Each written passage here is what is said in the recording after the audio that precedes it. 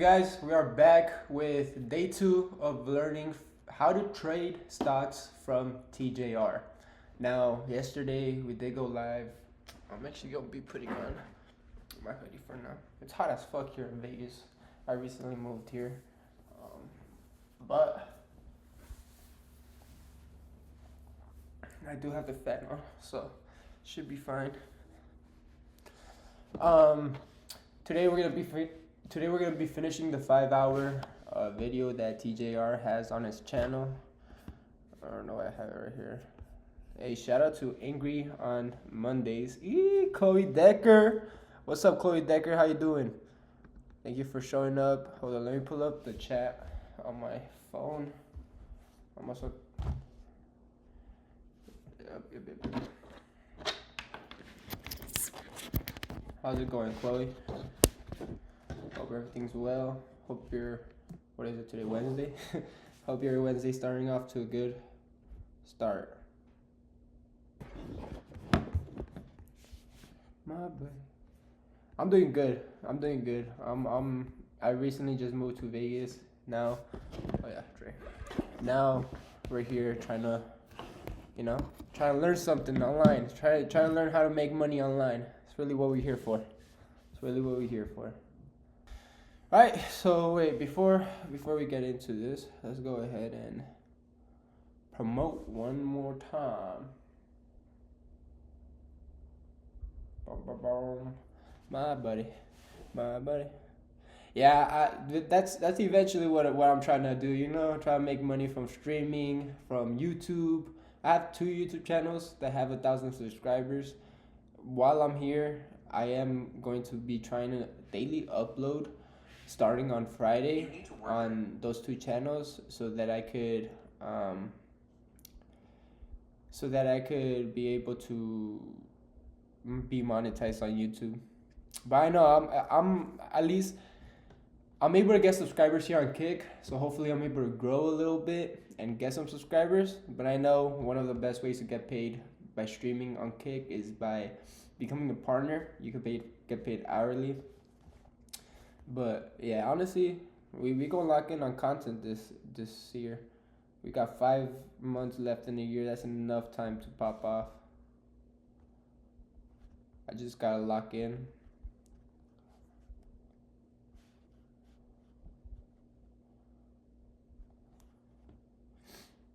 Day 2 of learning how to trade.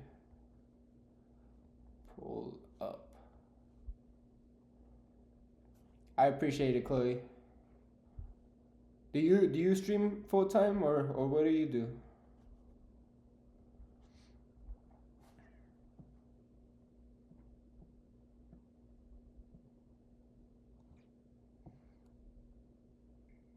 That should be it. Let me put a song. Everything needs consistency and time. Yeah, I've been doing content for about 5 years now, but the consistency is for sure the hard part, and that's one of the reasons why I did quit my last job. I was working construction before I came here, and that shit was draining me. I wouldn't be able to work on content at all after work, and that's honestly one of the main reasons why I decided to quit.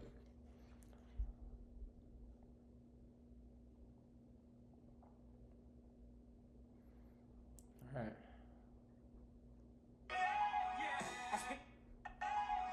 I spent my whole life thinking out the box, boxing homies 3 on. This ain't entertainment. It's 4 niggas on the slave shit. These songs just as spirituals, I swear. I spent my whole life thinking out the box, boxing homies 3 on 1. Got deep when they drop, trip on me. This ain't entertainment. It's 4 niggas on the slave shit. These songs just What's up, y'all? And we got 7 people in this shit. I appreciate y'all. My bad. I'm just trying to promote it, get some more people on here. I appreciate y'all for coming in. We are here to learn. So yesterday, what did we learn? So the platform I will most likely be trading on is going to be Hero FX. After learning how to trade, we might trade with paper money, which is fake money. And then once we get a little bit of actual money from doing side hustles, or even from getting the check that I've been waiting for, Hold on, I gotta read the chat. What you saying, Chloe? Well, I don't stream, but whenever I get free time, I work. From my work, I play games or watch stream. Okay, nice. Oh yeah. Sometimes you just gotta rest, just to freshen up my mind. Hey, people, don't forget to follow. Hey, yeah, please don't forget to follow. I appreciate y'all. Thank y'all for coming in. But yeah, what we learned yesterday is what was I saying? Oh, what we're gonna be doing, the plan, the master plan. The master plan is going to be trying to get funded. So once we get about $200, we're gonna go ahead and try to get funded. I will also be live streaming that. So like Chloe said, make sure to follow the kick. I will start putting all my links on the kick on my profile as the YouTube, Instagram, and all that, so you guys could also stay up to date. But yeah, main goal is going to be getting funded and make as much money as possible.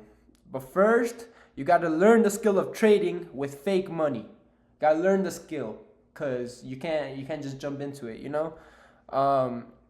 There's obviously the candles we learned about the close, about the wicks. He also taught us about the time frames, which was actually very helpful. If you guys have not seen that, go ahead and check out last stream. You can still go ahead and see that. Yes, follow to see his achievements. Thank you, Chloe. And we also learned about higher highs and higher lows, lower highs and lower lows. What does that mean? It's basically a pattern you recognize that shows the trend of where it's going.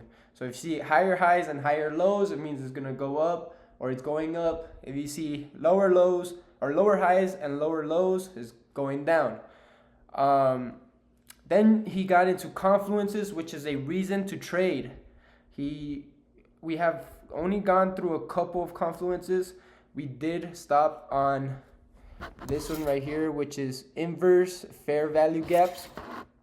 But the first one we learned about was break of structure. I told you guys about the higher highs and higher lows.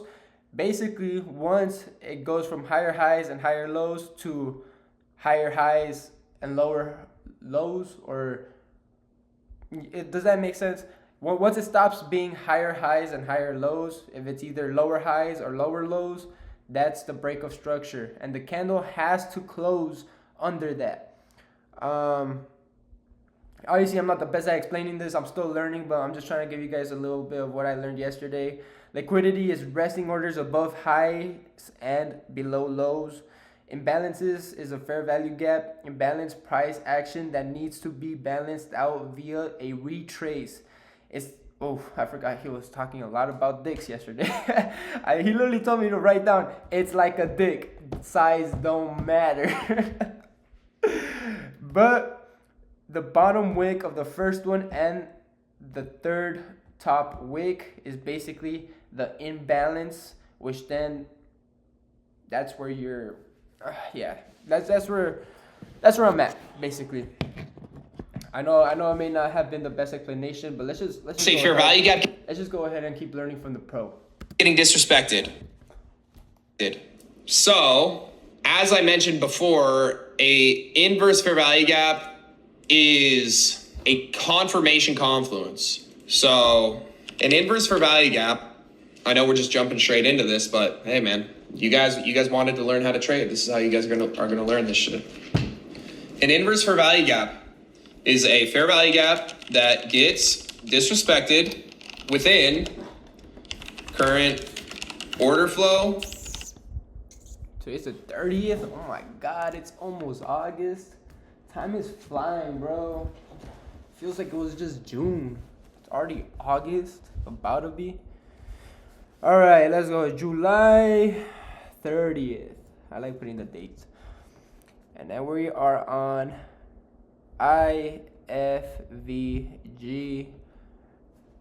which is inverse fair value gap.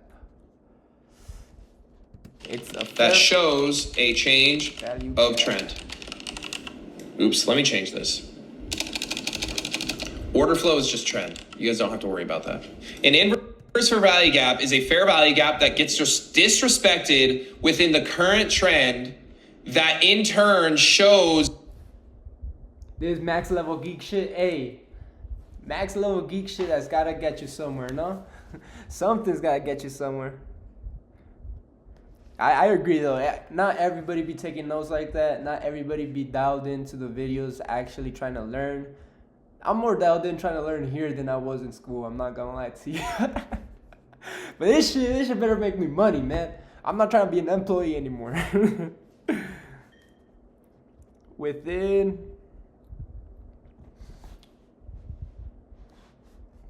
I appreciate you for commenting though. Everything is appreciated here. Within current trend that shows change of a new change of trend.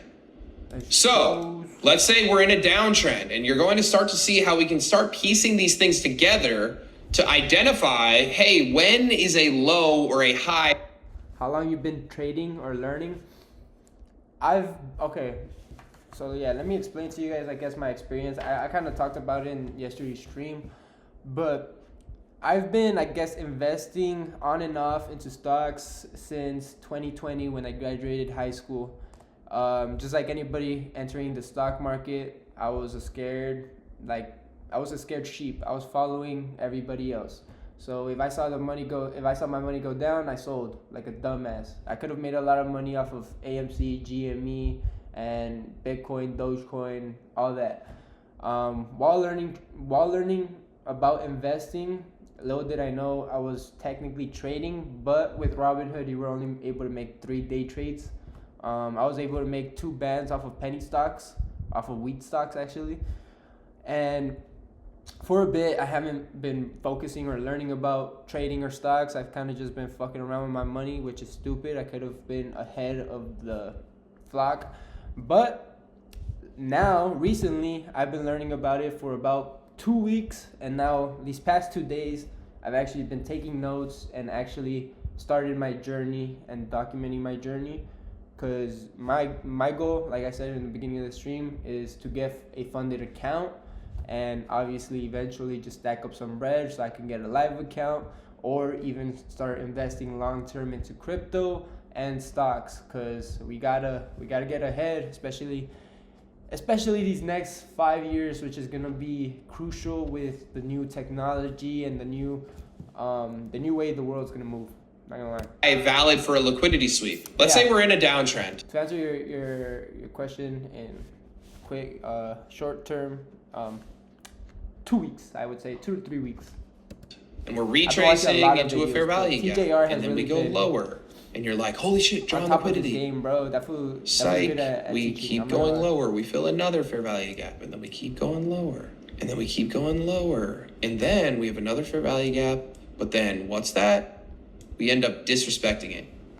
When we disrespect a fair value gap, or we'll show it in both directions, but when we disrespect a bearish fair value gap within a downtrend, it's just like a break of structure, in that in order for fair value gaps to be valid, when they get filled, it's showing that price is going to continue in that trend direction. Well, when a fair value gap gets disrespected, what is that likely a sign of? Break of structure? That the trend is no longer going to continue in that direction.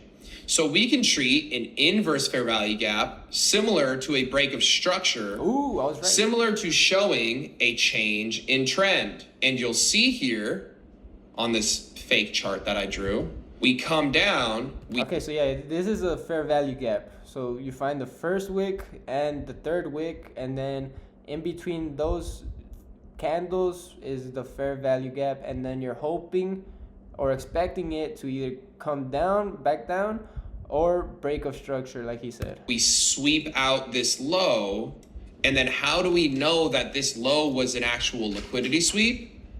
Boogie's coming to say hi. How do we know? I know, Daddy's been working. I know, buddy. I know. How do we know that this is a valid low? You've been locked up in this room too long. Yeah, sorry.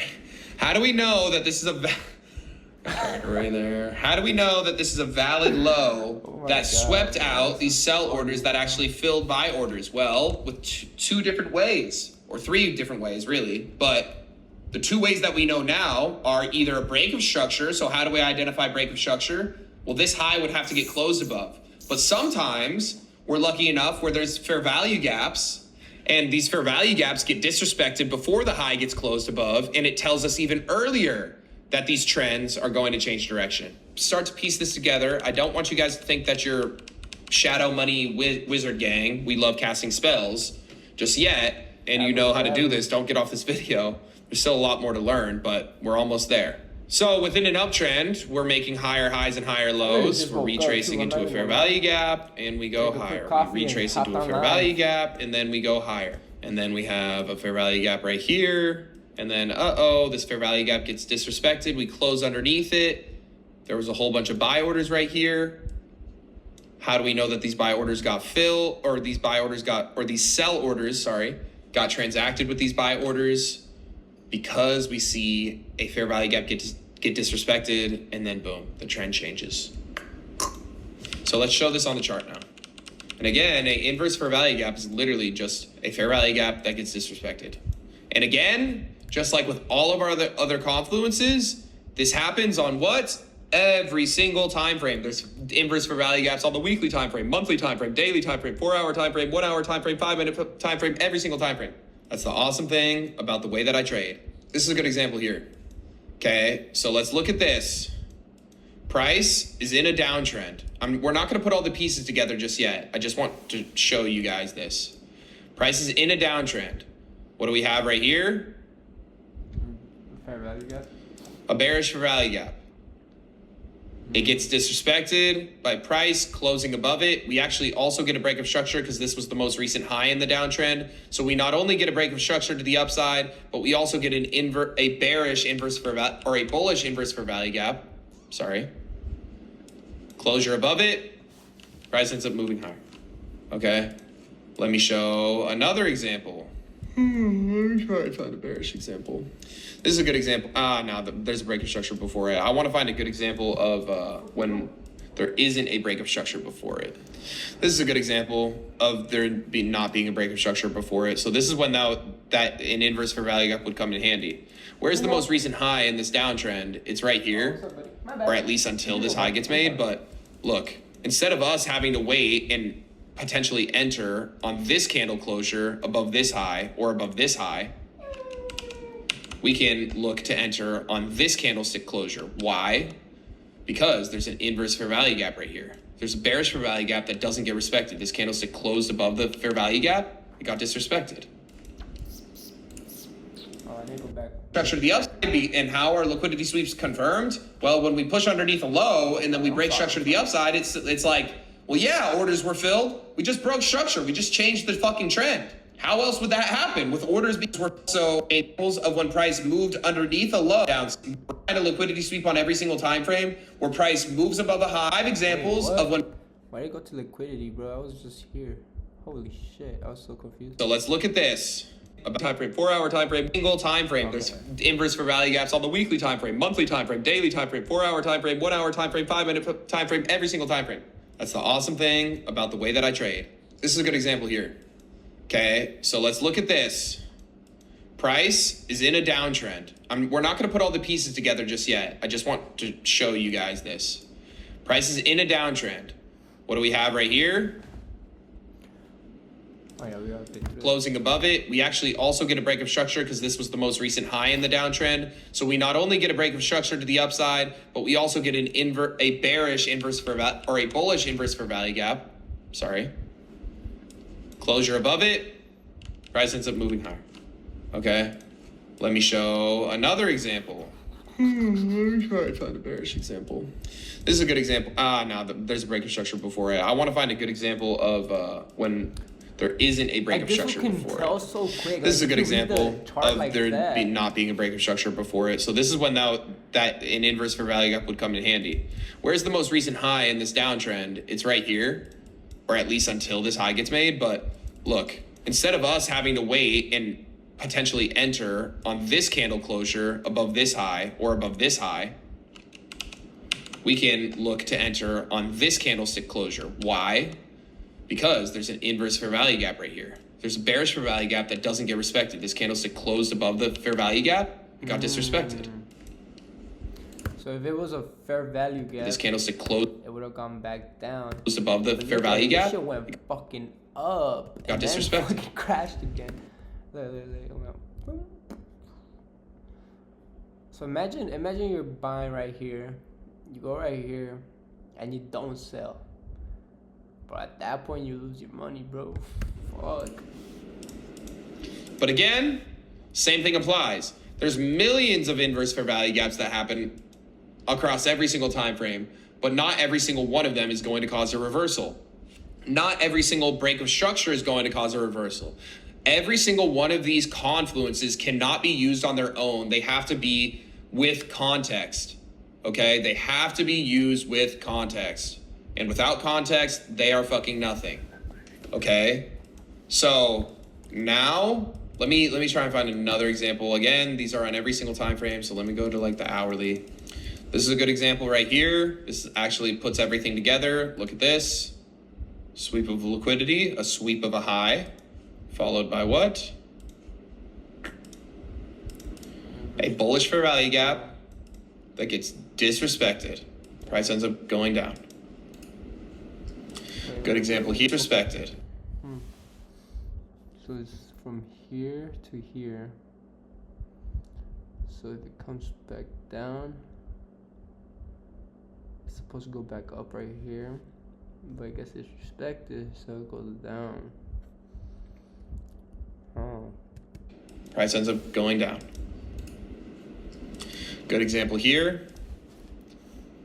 Pushes past a high. Bullish fair value gap that if price wanted to continue this uptrend should have held. Damn. You get a candle closure underneath it. Price moves low. Should have. Here. Pushes past a high. Bullish fair value gap that if price wanted to continue this uptrend. Okay, so the only so you gotta go to the last high, and it's gotta. Oh, okay. Should have held. You get a candle closure underneath it. Price moves lower. Okay. So now that we know how to identify fair value gaps and inverse fair value gaps, I want to go ahead and talk about all of the other confluences that I use on a daily basis. So that's going to be breaker blocks. That's going to be order blocks. That's going to be equilibrium. And then that's going to be SMT divergences. And then once we have all of that, I know it sounds like a lot, and that's okay. You guys can keep coming TJR. back to this I wanna learn video. those. You guys can keep pausing it, making sure. First thing, do your homework, okay? Get 5 examples of an inverse fair value gap in both directions. Fuck. Show a fair value gap getting hate homework, disrespected. man. I know we're moving quick here, but welcome to the game. Trading moves quick. Okay. Let's do our homework. All right. So we haven't looked at the market all day. Hold up. Hey.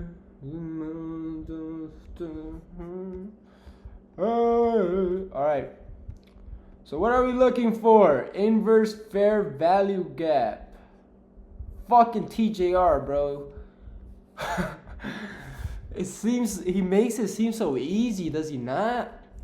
What the fuck is this? What the fuck is this one?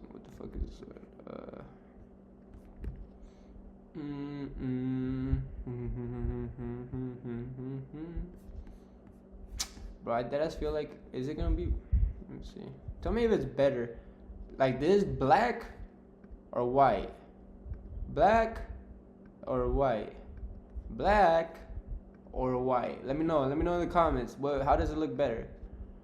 Like, I like the white, but I like the black, but the black I feel like,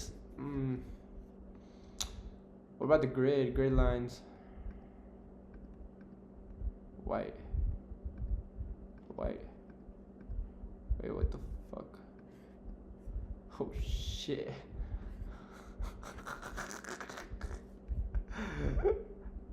How's that, huh? Is that better? I don't know, I'll try the dark. Check NQES chart, he mainly trades on those. Yeah, he said, yeah, he does S&P and NQ. This is NQ, no? NASDAQ. You watch a lot of TJR? Or how long you been trading? If you've been trading. Oh, I don't know about this graph, bro. How do you feel about the black with the white lines? Yeah or nay? I don't know, man. Oh shit, what happened? What happened? What happened? What the fuck? Why'd it go like that? Oh shit, it went back to dark. Wait, what the fuck just happened? Why did it zoom in like that? Oh my god, bro. Hold, press hold. Bro, I'm opening a new trading view. What the fuck just happened? 3 years, but only crypto. Oh shit. So you trade crypto? I was thinking about that, but that shit's even more volatile. I don't even know what the fuck I'm doing sometimes. Gotta get my fucking... Wait, what the fuck? Oh yeah, you do. You press this. What the fuck, bro? What the fuck just happened? NDQ. Oh yeah, you go here. See on super trades. Alright, yeah, I don't know what happened. How do you like trading crypto? Cause I've considered it. Bro, I don't know. Let me know if you guys think it looks better with the black. I'll just keep it that way. We gotta just do our homework. Enough lollygagging. Alright.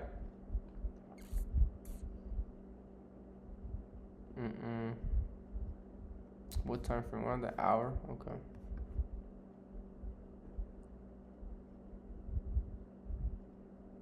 So a whole lot of stagnation. Let's go to the 30-minute.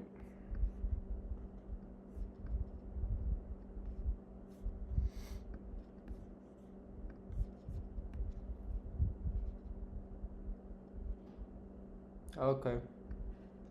How's that been going for you?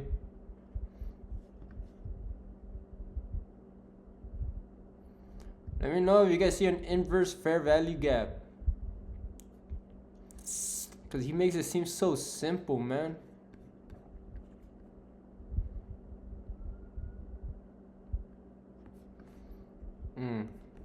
See if this is one.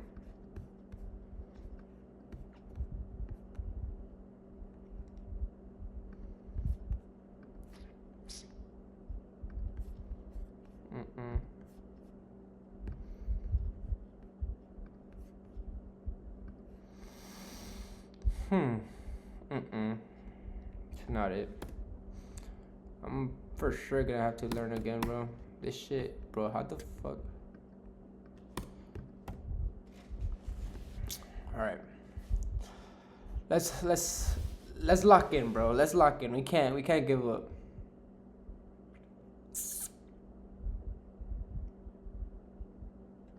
These wicks aren't even that big either.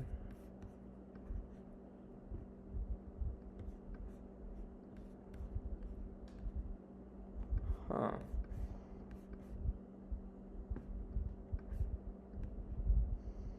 I don't know, man.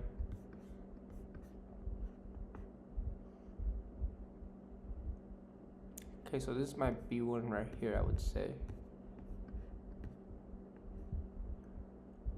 Down. Here's the low.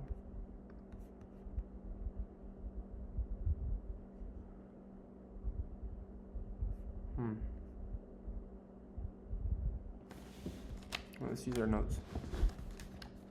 Fair value gap, I guess perspective or fair value gap imbalance action.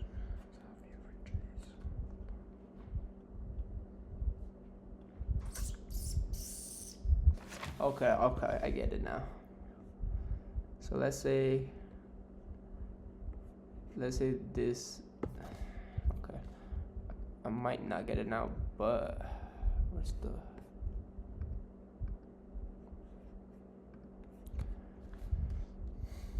What was I looking at?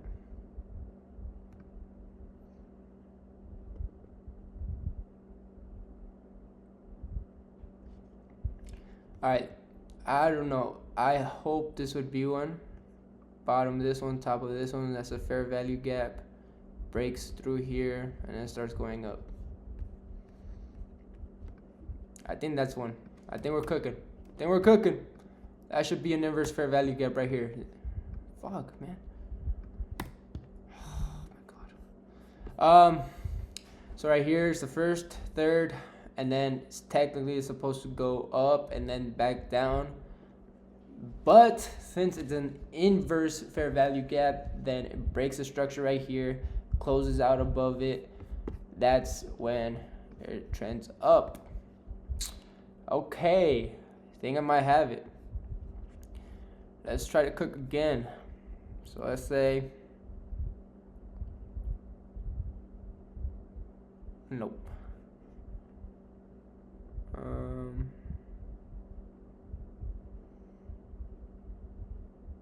Nope.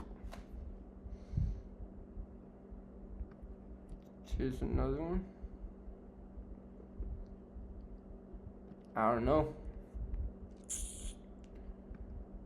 Doof. There's even this right here that we can go back to, I think. This is another high, which it broke the structure right here. You see right here, it bounced up, then down, and now it would have kept going down, wouldn't it have? But instead it went back up, and this is the inverse. So then no, so then at that point I think this is one.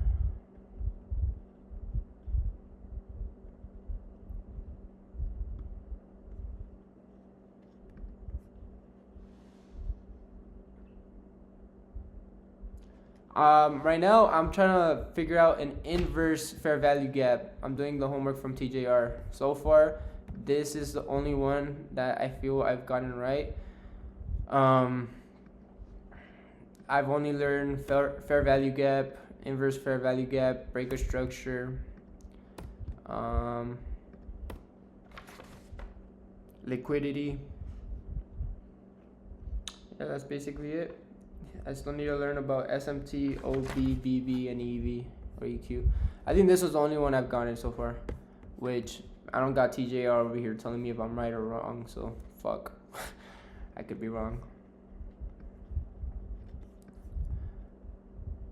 Because it seems like, yeah, it seems like there's a whole lot of stagnation right here, bro. Nah, it's going up. Shit going up as, oh shit, hold on, let's see what happened here. There's a liquidation right here, isn't it not? Boom! I'm over here talking like I know what. But look, here is where it gets good, you know? A lot of these wicks, or a lot of the wicks I've been looking at, haven't been big wicks. They've just been closing big. But right here, these are big ass wicks. So I think this is liquidation right here. Yeah? Oh, I feel like I'm starting to get it, but sometimes I'm not. I feel like I'm not right, you know? I know I'm a rookie, so I'm just trying to start to understand it. And yeah, even after I watched this one, you're right on that one. Ooh, damn. Actually, that's actually sick. I appreciate you, bro. Jehovah's, what is it? Thickness? I like your name, bro. That's crazy. Jehovah's Thickness. That's funny. Alright, so yeah, this is liquidation. This shit went up. So this is kind of what you're looking for, no? Like the big wicks and small fucking, yeah, that's a liquidation. Okay, I see. Damn, look at what happened right here. So this is a low right here. Low right here. High right here. Okay. What the fuck? Oh. A high right here. So then, what are you looking for? Doof, no. What would be this? What would be the fair value gap right here? Like,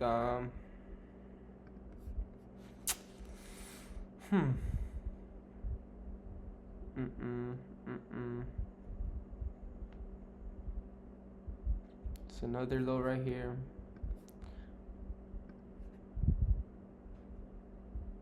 High right here. like I get it, but like sometimes I don't know what I'm looking for, you know. So right here it goes up. Kind of looks like the trend was going down right here. So would this fair value gap be? No, I don't think it would be that.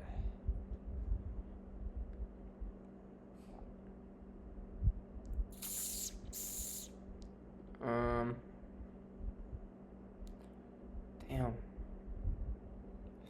See, like right when I feel like I know something, fucking get oofed in the head. Yeah, I don't know what happened here, but some shit happened, you know. Would you guys like to explain what the fuck happened here? Cause we got high right here. Damn, there's a whole lot. Yeah, there's a whole lot of fuck. There's a whole lot of fuck shit going on right here, man.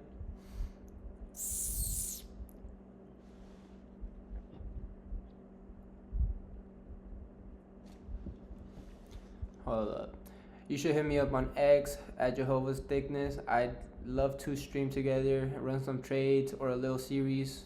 I've got to run, but I'm gonna drop a follow and keep up with you, homie. Stay on the grind and let me know if you need help. Hey, I appreciate you, bro. I will actually do that right now because I do need as much help as possible. And I think that's a great idea. I appreciate you for coming. I appreciate you for even chatting and for the follow, bro. Thank you. Wish you well. Jehovah's Thickness. I got you. Damn, my boy got 500 followers. Okay. All right, say less, brother. Take care. Hope to hear back from you. I just hit you with that follow on X. All right. I'm too puzzled on this. At least Jehovah's Thickness told me I was right on something, so we gonna move on. I'm starting to understand a little bit, you know, little by little. That's really what we're here for. Yeah, let's get this money, bro. We gotta do it. And your life is moving quick as well, so you might as well learn the skill of day trading because it's the highest leverage skill in the fucking world. You're right. TJR. And hopefully by the end of all this, I can show you that. Once we start putting things together and you're like, wow, holy shit, this dude's a wizard. Shadow money, wizard gang, billion, trillion dollar baby. Bankroll. Okay? Surprised you didn't say bankroll. With that being said, we're going to get into all these other confluences, and then we're going to be able to put every single thing together in a systematic way of trading so that you guys can make billions. Bankroll. Okay? So with that being said, let's get into order blocks and breaker blocks now. Ooh. All right, let's talk about order blocks, let's talk about breaker blocks, and let's talk about cocks. Order cocks and break your cocks. Order blocks, what are they? Order blocks, what the fuck are these things? Oh man. What are order blocks? Order blocks. I don't know, man. You're teaching me. I'm edging you guys. You guys are like, just spit it out. Yeah. Spit it out. Tell me what an order block is. I'm on day 2 of learning how to day trade, and you. How does he know I'm on day 2? You just don't even say it anymore. All you want to do is talk about penises and dicks, and it's not even funny anymore. I've been sitting through 3 hours of this. Oh my god, bro.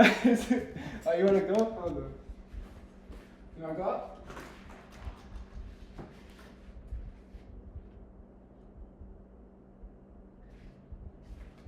Mom, aquí está Milo, ¿ok? ¿Ah? ¿O en la sala? No, ahorita lo recojo.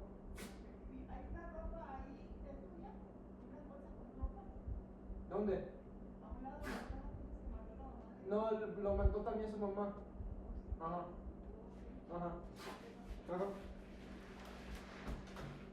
My bad, y'all. Dog wanted to go out. This, and guess what, Timmy? It's my video. I get to decide what we're talking about. All right, my bad. Ever been to Jerkmate finals? I don't think you have. So sit your ass down, Bronze Buster. That's right. I'm an Emerald Edger. You haven't made it to my rank yet. pipe down before I pipe you. Order cocks. What are they? Order cocks. The leg up, third leg, type shit. The leg up or leg down prior to the liquidity sweep. And that's all it is. Hold on. You're going too fast. Let me. The leg up, third leg to be exact, or leg down prior to a liquidity. A leg up or leg down prior to the liquidity sweep. Or Yep. it's really that causes the liquidity sweep. Bro. So, how do we identify a liquidity sweep? With, boom, when we move above a high and then get a break of structure or an inverse for value gap following that. We just talked about this. So, a bullish order block is the move up prior to the liquidity sweep. Or sorry, a bearish order block. Sorry, Down syndrome. You lost me, man. A bearish order block is the move up prior to the liquidity, or sorry, the move up that causes the liquidity sweep prior to the break of structure. Okay, so this move up right here is considered our order block.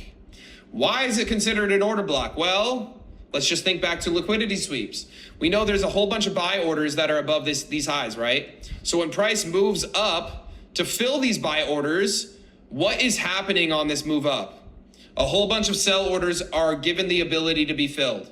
Because as we're moving up and as we're sweeping out these buy orders and filling these buy orders, what are the market makers doing? They're filling the sell orders to cause price to go down.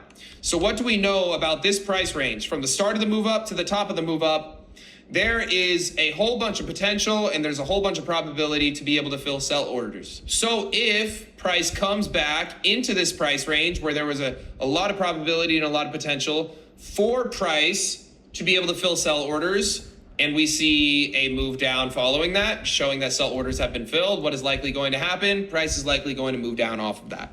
Okay, now again, on the contrary, let's show the bullish. We're in a downtrend. We get a sweep of liquidity and then boom. Okay, we get a sweep of liquidity. There's a whole bunch of sell orders that are able to get filled underneath this low. This move down gives price the opportunity to what? Fill buy orders to cause price to change direction. We get a break of structure to the upside, confirming that we have changed direction. Now this price range, this move down, which essentially filled all those buy orders. We have a high probability and possibility of filling buy orders within this price range. So when price comes back down within this price range, or if price comes back down within this price range, and then we see buy orders out of it, what is price likely going to do? It's likely going to continue higher. Now, what's the order block? How can we identify them on the chart? Another thing that I want to mention, order blocks can either be one candle, or they can be two candles, they can be three candles, as long as it's consecutive. So if we have a liquidity sweep break of structure, this is our order block, right? If it's three consecutive up candles, we take it from the bottom of the first candle to the top of the last candle, as long as it's three consecutive up candles. This can also be considered one single up candle. It can literally just be one single up candle with a wick that goes above this high, okay? Same thing to the downside. It can be two consecutive down candles. It can be three consecutive down candles. But what it can't be is like an up candle and then a down candle and then two up candles that go up to sweep out this high. These two aren't the order block, these two are, because these two are the two up candles that cause the sweep. Got it? Nope. Cool. Let's go into identifying them now. And again, just like with every single other one of our confluences, this means nothing without context. Let me try and find a good example here. Okay, this is a good example. So right here, okay, we have a liquidity sweep, right? Liquidity sweep. And again, this is a liquidity sweep to the downside, and then we see a break of structure to the upside. So we're looking for a bullish order block, right? We break structure on this candle closure right here. We also have an inverse gap right here. So liquidity sweep, inverse fair value gap, and break of structure to the upside. Cool. Sweep of these lows, inverse fair value gap, break of structure to the upside. Where is the candlestick that moves down that causes the liquidity sweep prior to the break of structure to the upside? This candlestick right here. This one? This is our order block. Okay, this move down is what caused the liquidity sweep, and it's the move down that caused the liquidity sweep prior to the break of structure to the upside. So we see once we get this break of structure to the upside, price moves down back into this order block. We see boom, buy orders filled. After that, price ends up moving higher. Okay, buy order upside down that caused the liquidity. This move. He's cooking. This is our order block. My brain's starting to piece it together. Okay, this. All right, so yeah, this is the order block. Liquidity sweep right here. Damn. Move down. It was on this is one. what caused the liquidity sweep, and it's the move down that caused the liquidity sweep prior to the break of structure to the upside. So we see once we get this break of structure to the upside, price moves down back into this order block. We see boom, buy orders filled. After that, price ends up moving higher. Okay. Let me find a bearish example. Okay, this is a good example. Right here, we get a liquidity sweep to the upside. How do we know that it's a liquidity sweep? Because we end up getting a break structure to the downside right here. We also have an inverse bullish fair value gap right here. We get the inverse fair value gap and the break.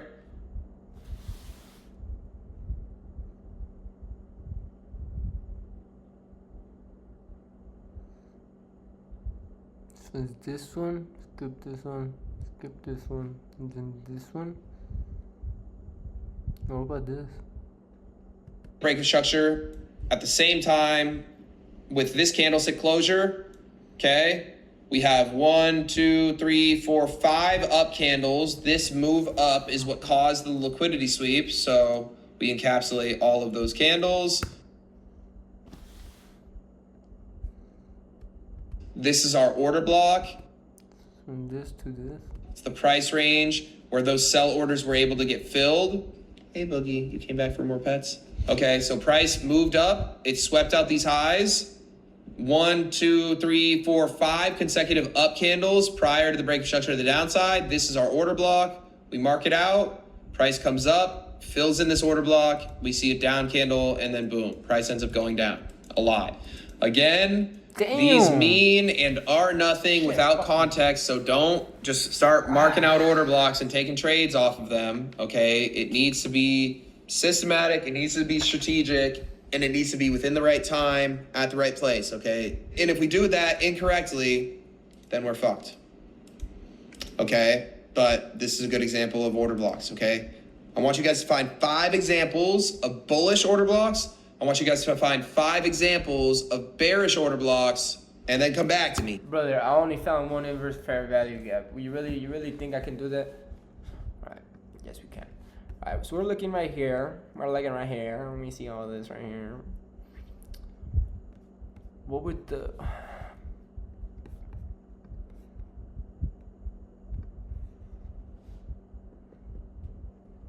So is this the order block? Right here. Boom, boom, boom. Probably.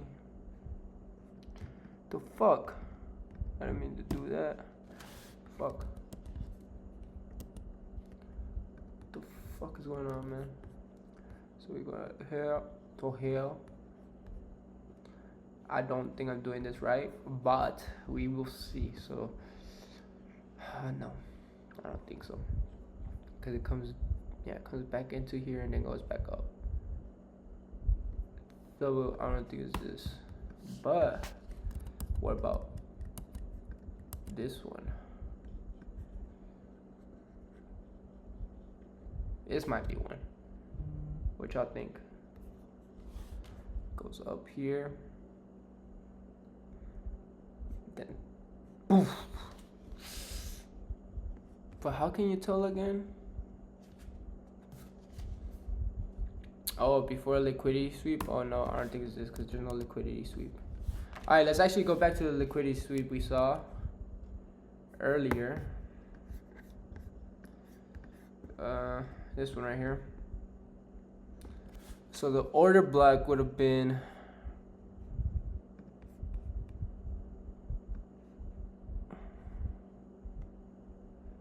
I believe right here. I believe this is the order block.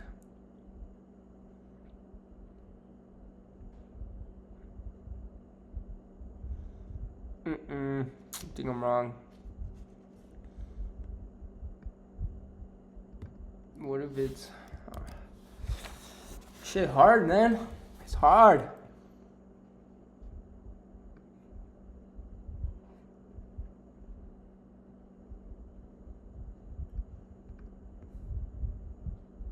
Something like that.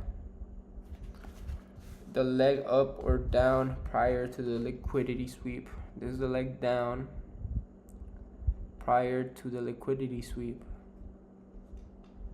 So it goes down here, breaks this, comes back up, and this one goes up. Ah, fuck, man.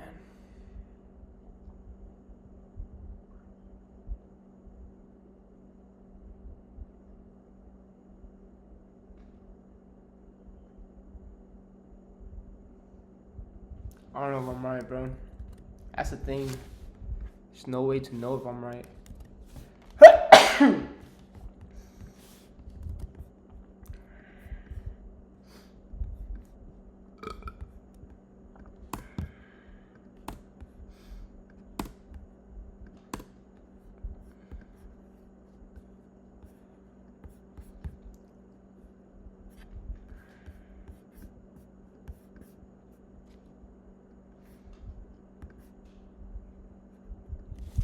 Alright, so let's read the current charts. Let's see what we're able to get from this.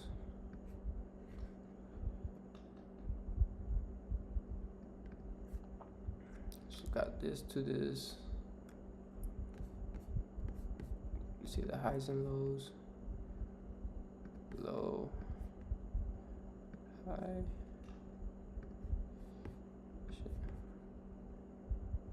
High.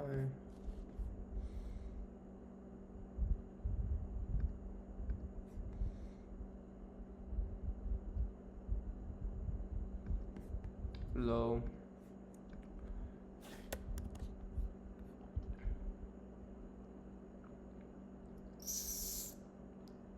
Another high. Then holy shit. Low.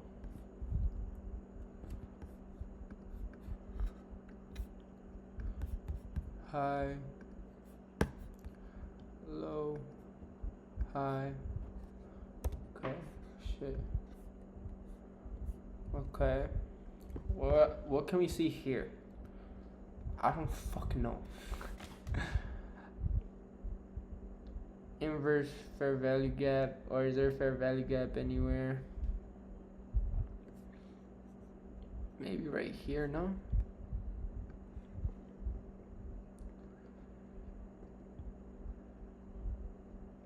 So we got this. Comes back down here, but it doesn't close there. It still stays above it. So this is going up. Yeah, you gotta, okay. I think this is bullish.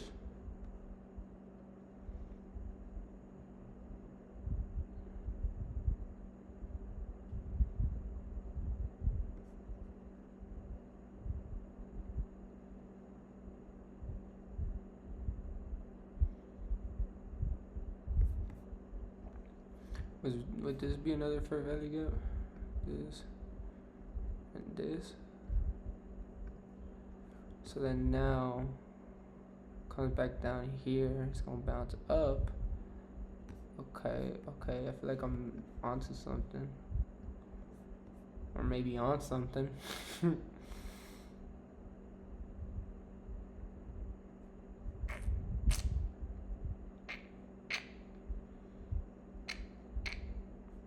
Gonna go up. It's gonna go up. Man, I should put my life savings on this. I already know what's going on. I'm bullshitting. I don't know what the fuck I'm doing, man. I don't know what the fuck I'm doing, but I feel like I was a little bit right there. From here, it should just go up. But here, there's just a whole lot of stagnation. Look, the wick, let's go into the 1 minute mark. And then we do, oh shit, no. Okay. Oh shit, this is a little different actually. Let's see what we can find here. Yeah, it's gonna be going up.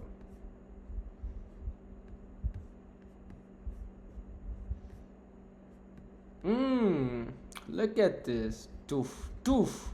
Alright, so we gotta find something right here for sure. Holy shite. Alright.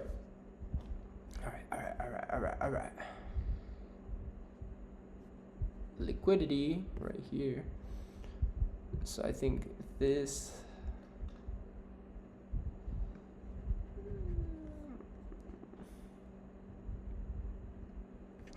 This isn't the order block. No, it's just one line. Let's do this. This is the order block. That's gonna have to be this. So yeah, it's 1, 2, 3, 4, 5, 6.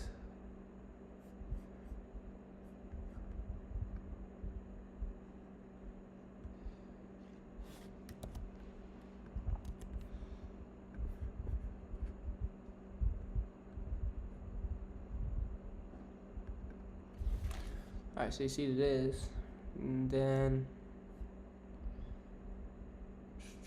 liquidity right here.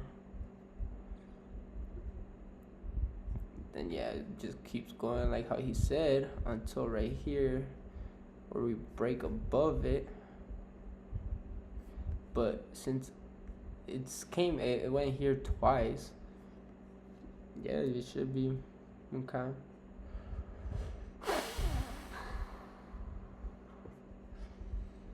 So then here we have inverse fair value gap, or a fair value gap right here.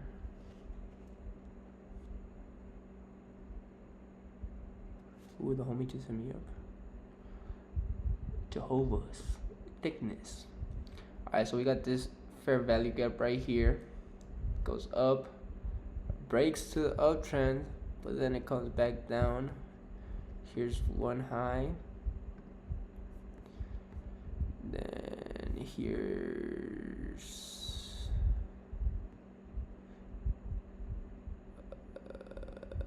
low.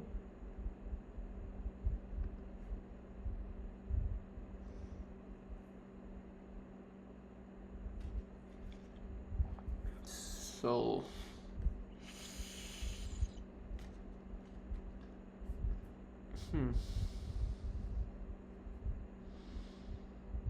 breaks that structure,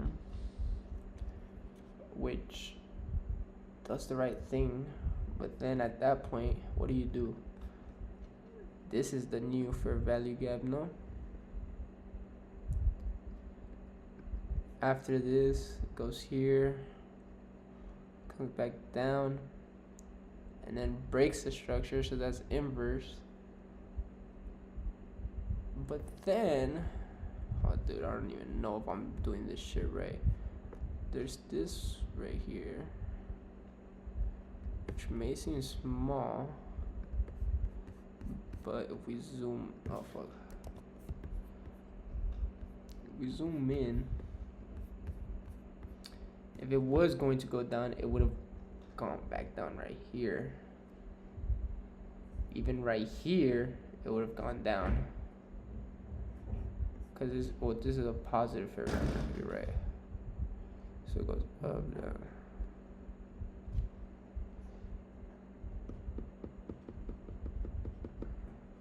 So it goes up, down. So it broke that structure, but it came back down into this. Kept bouncing around here till it broke structure right here, broke right here. It should just start going up. So how do you calculate? How do you find that though? Like,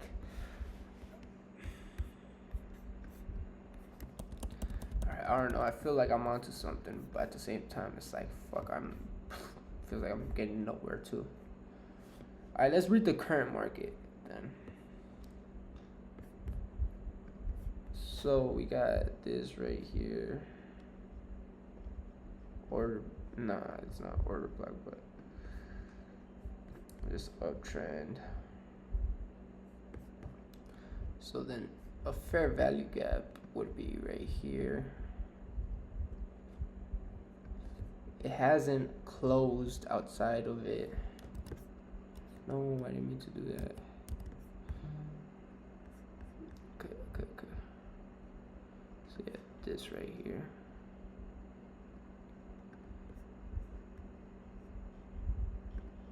Alright, so it hasn't closed outside of it. So it hasn't, I guess, I don't know. Well, I mean, right here it did actually. Right here it fucking went all the way down. But then, you find this.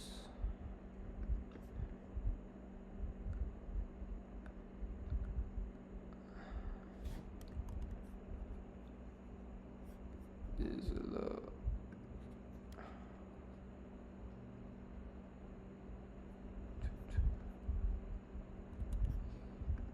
This one, high, low, high.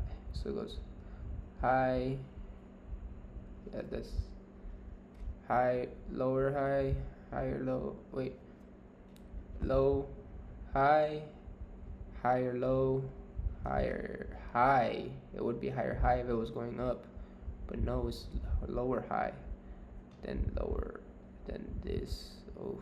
Oh, the whole lot of liquidity right here. What the fuck happened right here?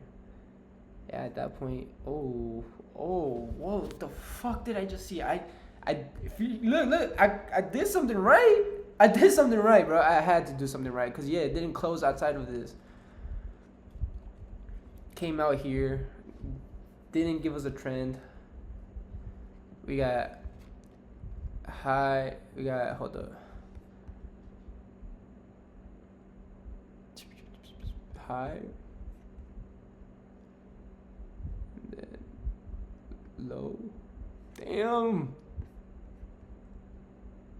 and then high.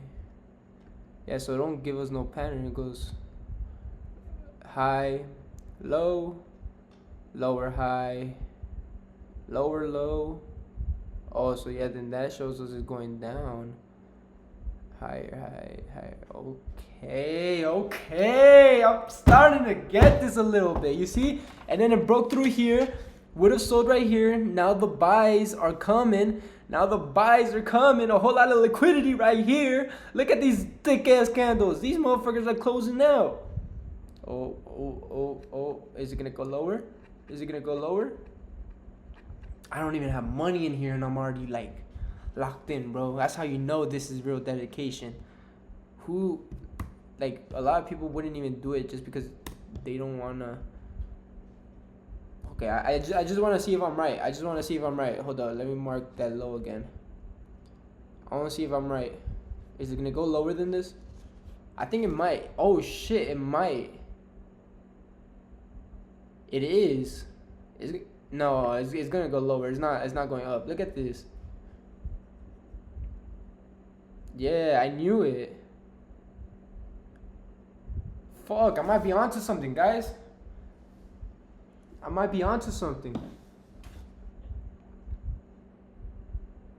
So this is a new. So yeah, look, it went to this low. It didn't go higher than that low. Came down to this low. Closed out basically at the same point.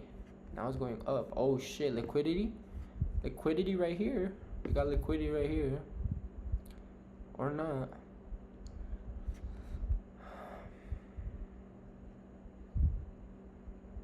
This is so fun, bro. Just learning about this. Oh shit, it's bouncing up. So it's low. It's right here. Then not close under that. Let's see if we have another fair value gap. Right here is another fair value gap. So we either see it come back up here,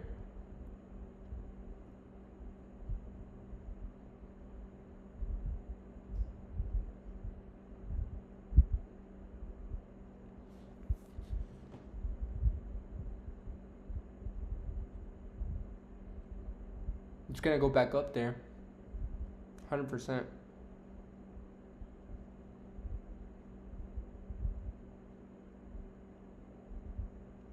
All right, we'll come back in a couple minutes. We'll see if we're right or not. All right. I also want to show you guys an example of, or what an order block is that gets disrespected. So again, an order block can be valid as long as this is different than fair value gaps. So it's similar to fair value gaps in that candlesticks can close within here, but it's different with fair value gaps where price cannot have a wick above the order block.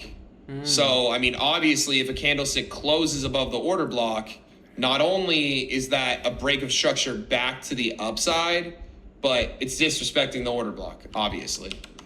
But also, we can't have a wick above the order block. There is an exception to this, which is called an SMT divergence.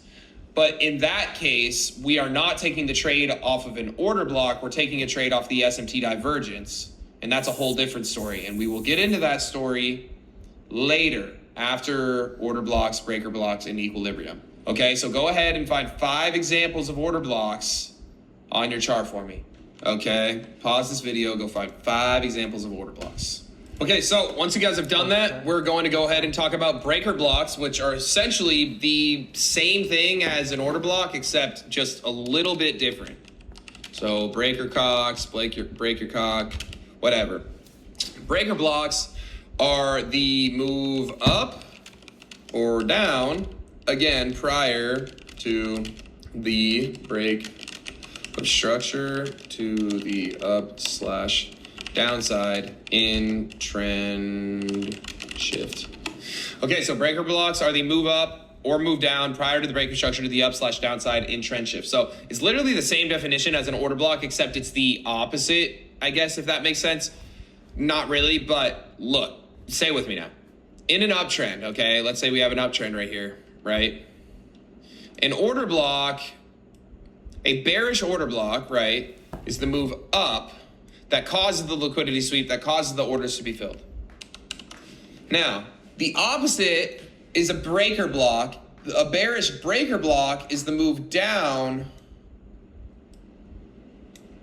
So again, most of the time it's relatively the same price range for the most part. Sometimes it's different, but for the most part, it's relatively the same price range.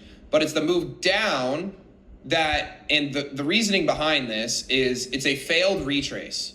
So typically, these retraces are what gives price the fuel and trends, the fuel to push higher and keep extending higher and higher and higher. So the reason that this is a good tool for us is because it's a failed retrace. So it's saying it caused price to move down, or sorry, the breaker block didn't cause price to move down, but price moved down, this retrace down, and then we had buy orders that pushed us up, but to take out this draw on liquidity, we didn't have enough buy orders to keep price pushing, to keep price to continue in the trend, and then price broke structure. So order blocks are where there's a significant, where we were able to fill a significant amount of sell orders in the past. This is similar to fair value gaps where there's a lack of buy orders here. So order blocks are where there was a significant amount of sell orders that were able to get filled within that price range. This is there is a lack of buy orders that were filled because why? Like we weren't able to fill enough buy orders to continue the trend higher. So within this price range, because there's a lack of buy orders similar to fair value gaps, if we get in here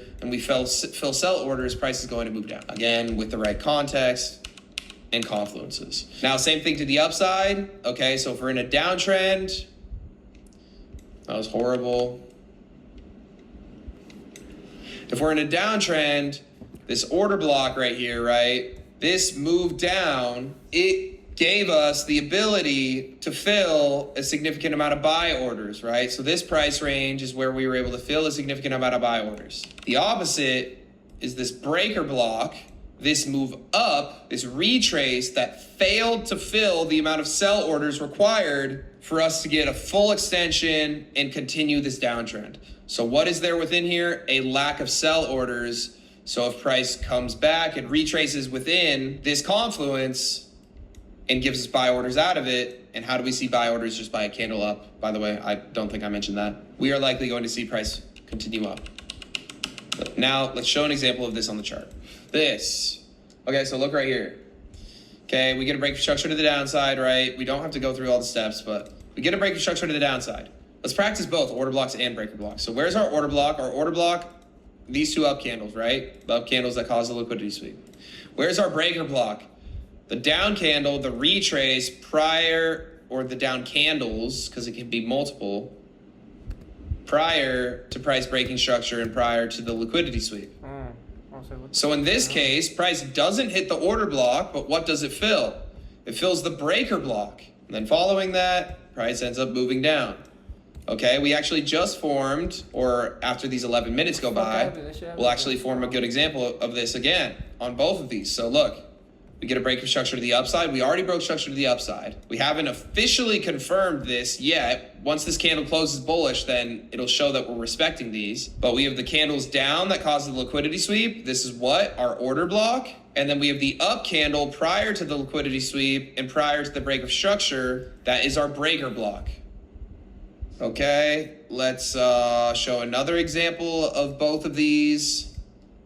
Hopefully you guys are getting good at this. Again, I want you guys to be able to see these and notice these like the back of your fucking hand. This is a good example of only a breaker block getting filled. We get a break of structure to the upside right here. Okay, where is our order block? It's this down candle right here. Where is our breaker block? It's this up candle prior to the liquidity sweep. Which one gets filled? The breaker blocks there's a move down into the breaker block. It gets filled, bullish candle out of it, boom. Price ends up moving higher. Now again, I know I keep saying this, but right here, okay, where is our order block? It's this down candle right here. Where is our breaker block? It's this up candle prior to the liquidity sweep. Which one gets filled? The breaker blocks there's a move down into the breaker block. It gets filled, bullish candle out of it, boom. Price ends up up candle. It's this down candle right here. Where is our breaker block? It's this up candle prior to the liquidity sweep. Which one gets filled? The breaker blocks there's a move down into the breaker block. It gets filled, bullish candle out of it, boom. Price ends up moving higher. Now again, I know I keep saying this, but these confluences really do mean nothing without context. So again, if you guys see a breaker block or an order block get formed, I don't want you guys just blindly going in and taking trades off of these things, because you will end up losing. But we are so close. We're literally 2 confluences away from having everything that we need to know in order to take profitable trades at the right time, on the right time frames, and to be able to reprice action for what it is. Would I be able, damn, yeah, this was a whole lot of liquidity, bro. So yeah, this is a downtrend. We closed above it. It's a fair value gap.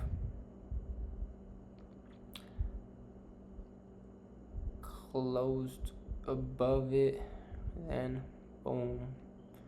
Now we come back here, and this doesn't break. It's going back down. Now if it breaks under here, it'll go down, but if it bounces up and retraces, it'll go back up. Right? Am I right? Is it gonna go back down? It breaks down. The question is, does it close? If it closes right here, it's a break of structure, right? No, I'm wrong. Break of structure is already done. Cause high is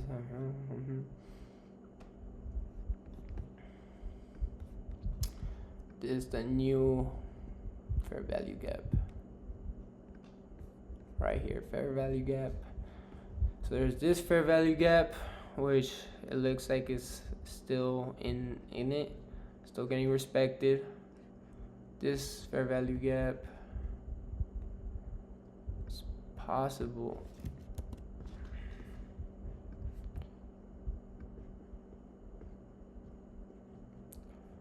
I think it's possible for it to come back up here and respect this fair value gap.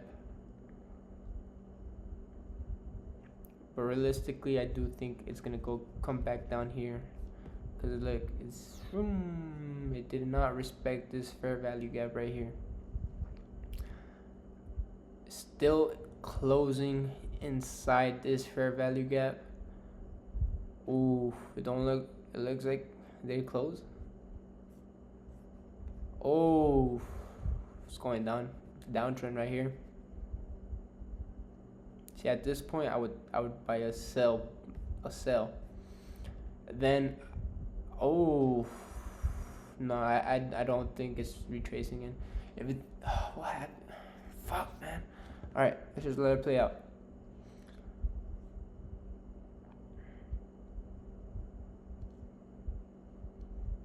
Still think it's going down. Oh, or not. So there's a new low. Here's the low, and this is the high.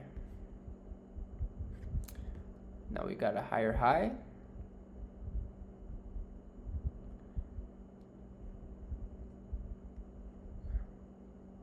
Yup, broke.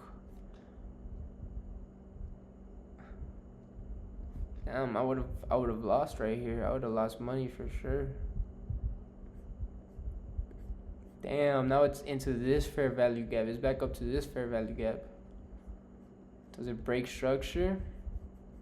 Or is it gonna bounce back up right here? Because we have this high right here.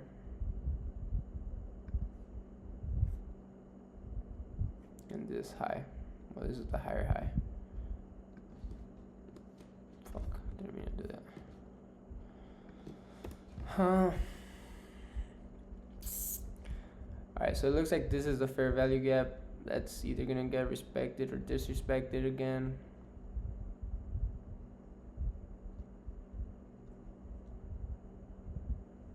This one's completely out of the picture.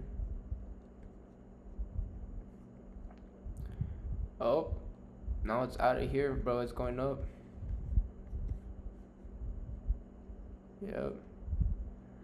Now the question is it gonna bounce off of here, or is it gonna break through?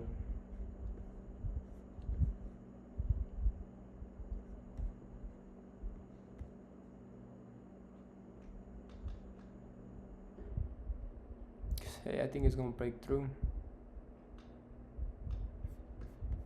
New fair value gap. Fuck, this shouldn't even got a wick. So it would be this right here.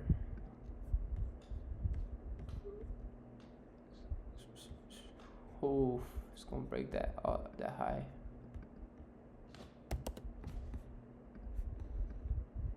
Shit, let me do that. Oh, yeah, there it is. There it is.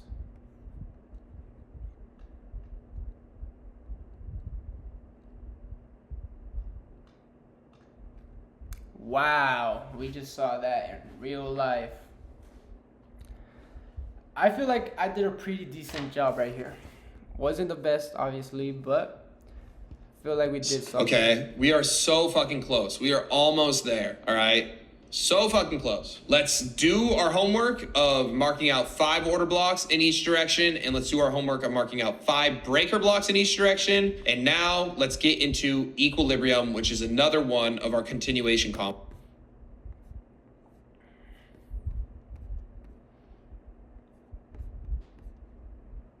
Damn.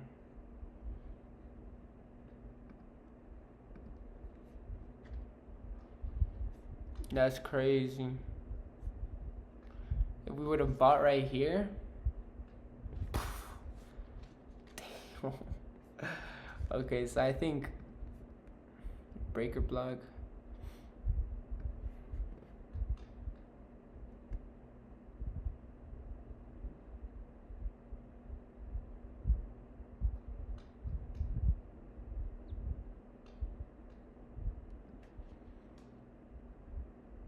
Should be right here. And once it broke out of here, damn, yeah, once it hit right here, it would have either came back down into it or, wow. Wow, this was for sure, this is liquidity right here. Liquidity. That is crazy. It's crazy to see in real time. Confluences, okay? So order block and breaker blocks, as you guessed, are continuation confluences, okay? These are continuation confluences. Why? Because we get a liquidity sweep first, then we get a break of structure, a change of direction, a change of the current trend that we're in, and then we see price continue the trend off of these confluences, off of these patterns, okay? So next is going to be equilibrium. Equilibrium is going to be another continuation confluence, and then SMT is a confirmation confluence. And then from there, we will be able to put all of this shit together and teach you guys how to take profitable trades. And I'm super excited to do that. So let's get into equilibrium. All right, sorry, I started the next lesson without even pressing record. Equilibrium, what is it? Why do we need it? Why do we want it? Why is it amazing for us? Equilibrium essentially marks the 50% mark from highs down to lows or lows up to highs within retracements.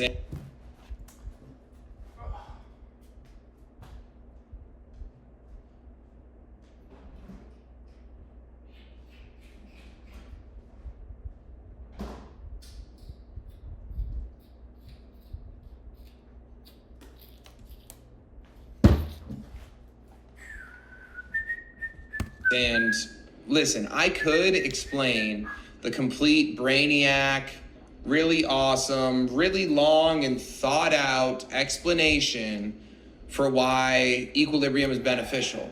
But I honestly, there's just no real reason to do that. So as long as you just can see this shit work in action, that's all that we need to know. So equilibrium is the 50% mark. Just know that price, more often than not, if it's retracing off this 50% mark, or if it's reacting off this 50% mark from swing low up to swing high, or from swing high down to swing low, depending on what trend we're in. And again, I'm going to show you guys how to mark this out on the chart, obviously, but that's all that you guys gotta know. Equilibrium is the 50% mark from the most recent high slash appreciate low the follow, Mia. Appreciate the follow to Jehovah's the most Witness recent and J-K. low.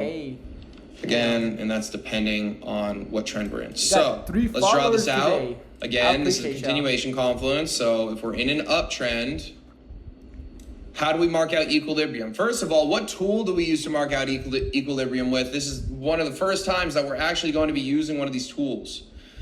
One of the first and only times that we're going to be using one of these tools, actually. Okay, the tool that I like to use for this is the GAN box. Okay, so in an uptrend, when we're trying to find bullish equilibrium,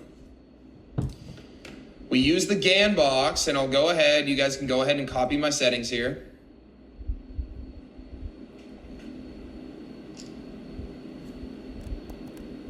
There we go.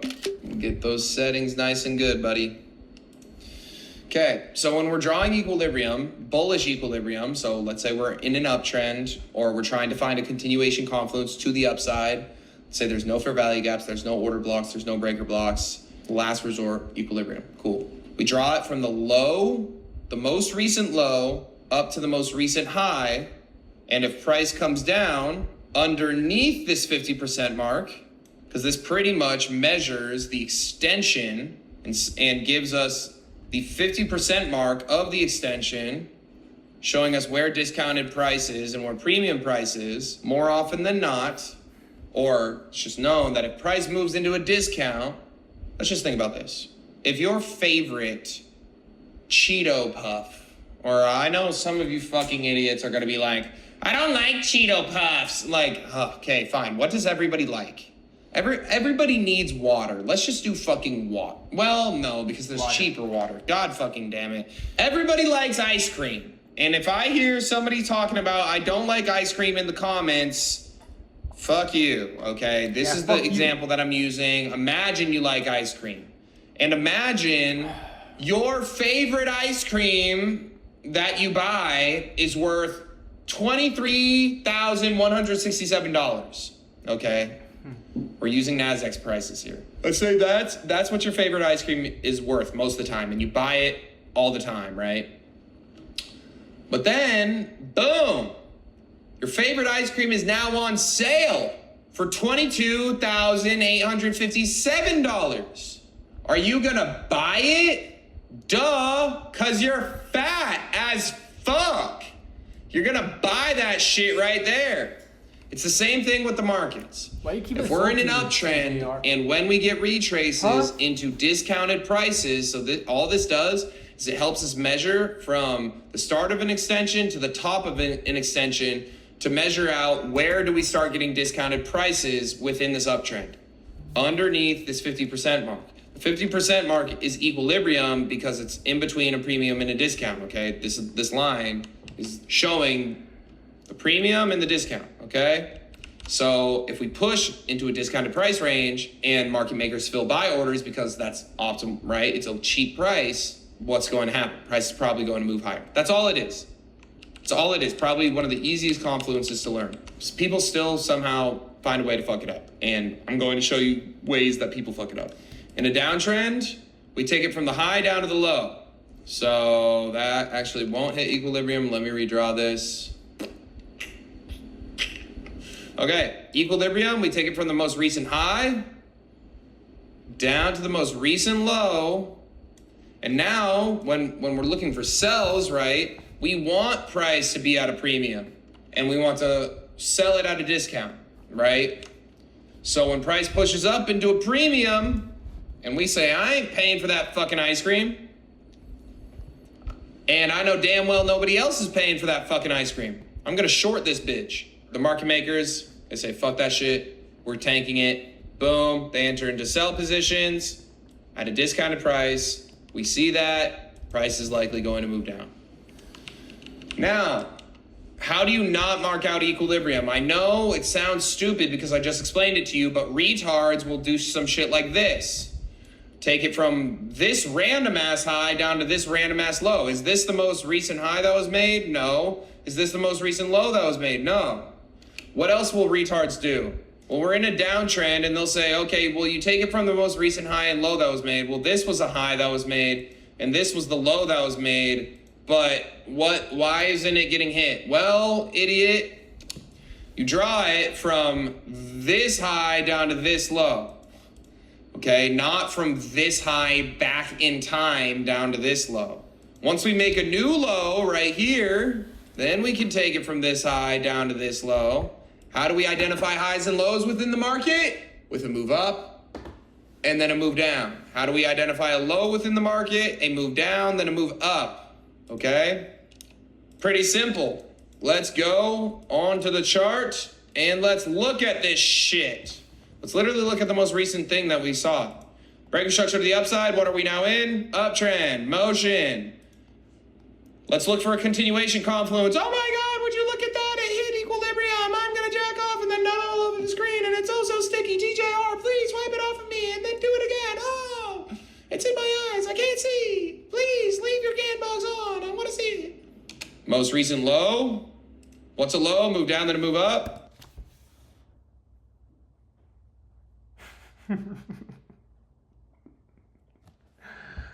Oh my God, bro. I think TJR is one of the most unhinged content creators I've ever seen, bro. Up to the most recent high. Move up, then a move down. Okay. Oh my Equilibrium God, right here. We get a break structure to the downside. We're looking for a continuation confluence. From the high, move up, then a move down. Is this the high right here?